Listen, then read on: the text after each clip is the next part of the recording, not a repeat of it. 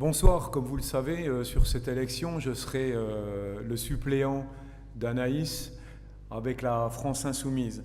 J'aimerais vous parler d'un sujet qui me tient particulièrement à cœur, c'est les services publics, et la fonction publique, le secteur public, pour deux raisons.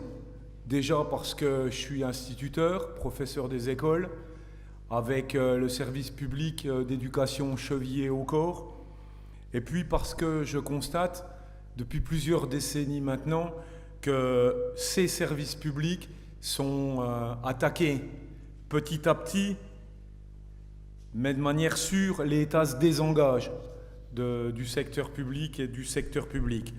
Se désengager, ça veut dire qu'il ne garantit plus l'intérêt général, il ne garantit plus la continuité du service public, c'est-à-dire que n'importe qui, n'importe où sur le territoire pourrait avoir les mêmes droits à la santé, les mêmes droits à l'éducation, les mêmes droits à l'eau. Et puis, n'assure plus non plus l'égalité entre tous. Alors pourquoi ce désengagement? Ce désengagement, à mon sens, parce que ça coûte. Et puis, petit à petit, on veut faire des économies. Les gouvernants successifs ont voulu rogner, peut-être parce qu'ils n'osaient pas aller chercher l'argent où il est, aussi pour permettre aussi à certaines sociétés de faire des bénéfices, en leur permettant d'entrer dans ce secteur concurrentiel, puisque, vous le savez, la libre concurrence doit être respectée dans tous les domaines, et donc certains services publics sont cédés au privé, puis sont complètement privés. Voilà. J'aurais voulu, pour imager ça, prendre l'exemple de l'école, parce que c'est plus facile pour moi de parler d'un domaine que je connais bien. Ça fait bien longtemps déjà qu'il y a des combats qui sont menés, des combats qui ont été perdus pour beaucoup, pour défendre le service public d'éducation. Si on devait dater, on pourrait aller chercher jusqu'à Monsieur Allègre. Vous vous souvenez, Monsieur Allègre, c'est celui qui voulait dégraisser le mammouth déjà, comme il disait, avec cette attaque en règle contre les professeurs, contre l'école finalement, contre ce service public d'éducation.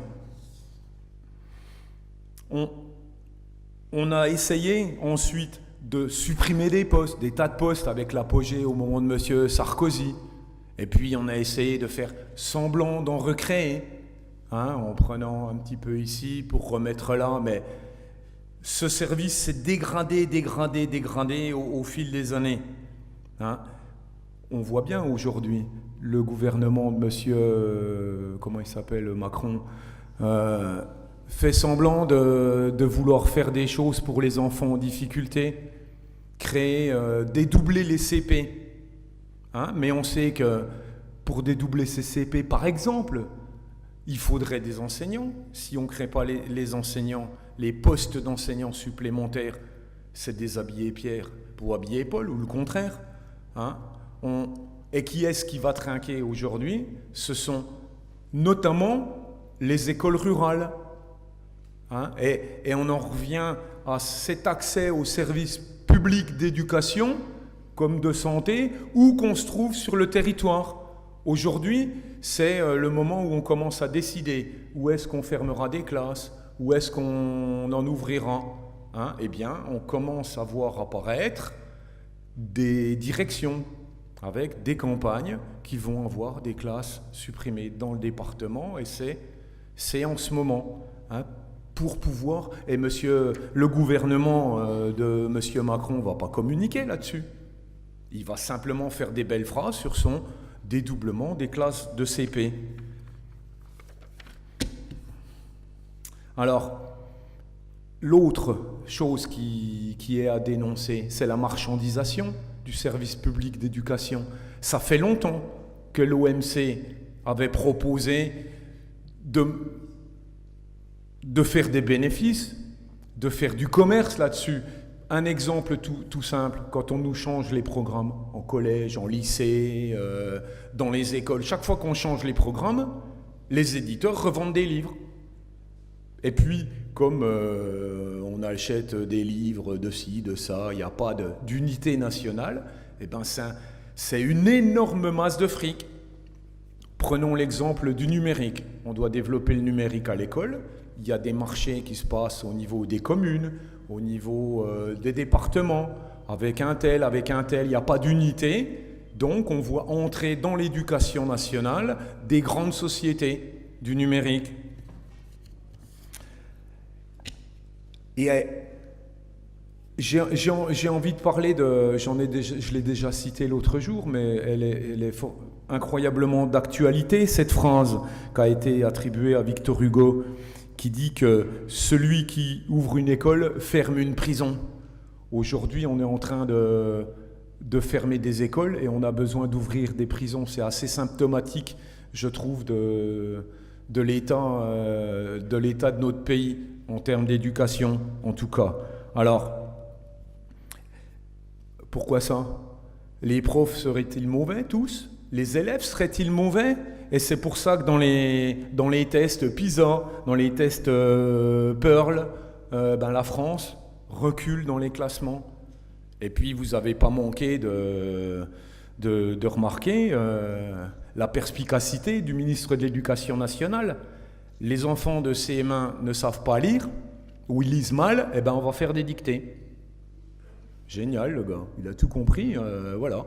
Chaque fois qu'on a un nouveau ministre, mais c'est pareil pour les autres services publics. Il veut marquer de son empreinte. On fait une réforme, en général n'importe quoi, que le suivant va dégommer. Hein? Pour finir avec cette démonstration du service public d'éducation qui va pas très bien quand même, si on a comparé le nombre d'élèves par classe et le nombre d'élèves par prof avec les autres pays de l'OCDE, la France est extrêmement mal classée. Donc il y a forcément un lien de cause à effet. Alors, voilà, j'ai bien critiqué ce qui se faisait jusqu'à maintenant, cette crainte de voir ce service comme d'autres aller mal. Hein, et maintenant, vous allez me dire, on fait quoi? Déjà, on redonne une dimension nationale à cette éducation nationale. De plus en plus, tout est décentralisé, déconcentré. Et puis, l'exemple des horaires en ce moment, ceux qui ont des enfants à l'école élémentaire savent bien que dans telle commune, on va travailler 4 jours, dans telle autre, juste à côté, on va travailler 4,5. Et c'est les maires qui décident. On est assez bien placé dans cette ville. Avec un maire qui est quand même, on le sait tous, un expert en éducation. C'est lui quand même qui sait quand est-ce qu'il faut travailler, quand est-ce que c'est le mieux pour les enfants. Donc le service public, c'est un peu du grand n'importe quoi. Alors, dans les propositions, avoir des horaires qui sont décidés en cohérence au niveau national. 2, refaire des bâtiments, avoir un programme de construction de bâtiments, parce que vous le savez, il y a beaucoup d'endroits où les écoles sont pas dignes de ce nom, sont en mauvais état. Et c'est le service public qui est dans cet état-là. 3, aussi, recréer un vrai maillage rural des écoles rurales, parce que on a un effort qui serait fait sur certains quartiers, mais en ville, on pourrait dire que l'école va moins mal, mais là où ça ne se voit pas, c'est dans les campagnes, où des élèves, de plus en plus, passent une bonne partie de leur journée dans le bus pour aller à l'école, dès 3 ans ou 4 ans. Et donc, ça montre bien que ce service public n'est pas au niveau. Et enfin, recruter et former. Recruter et former, mais pas que des profs. L'éducation nationale, un service public, c'est pas que des profs, c'est pas que des enseignants. c'est des conseillers d'orientation, c'est des personnels de santé, des médecins, des psychologues, des infirmières. Hein. C'est arrêter avec les emplois précaires. C'est quand même extraordinaire que depuis 2005, on ait décidé que les enfants handicapés seraient accueillis dans toutes les écoles et que pour les aider, on a des personnels qui sont payés 600 balles par mois avec des contrats à 1 an renouvelables au maximum 3 ou 5 fois. C'est pas du service public, ça. C'est pas normal. Et donc, dans un premier temps, il faudra en créer au moins 60 000 postes pour déjà reconstruire ce qui a été cassé. Alors, c'est extrêmement ambitieux, mais c'est le prix qu'il faudra payer si on veut avoir l'ambition d'un service public digne de ce nom. Et enfin, j'ai envie de parler de quelque chose qui est tabou depuis 1984, quand il y avait eu une grande manifestation pour l'école privée, et toute la gauche a abandonné depuis. C'est fonds publics, école publique. Ça va bien de financer les écoles privées, fonds publics, écoles publiques. Et je pense, pour ma part, que se battre et avoir des propositions que défendra Anaïs lorsqu'elle sera élue dans ce sens-là, ça vaut vraiment le coup de se battre. Et puis, moi, je suis content de me battre à ses côtés pour ça. Merci, et surtout, on lâche rien.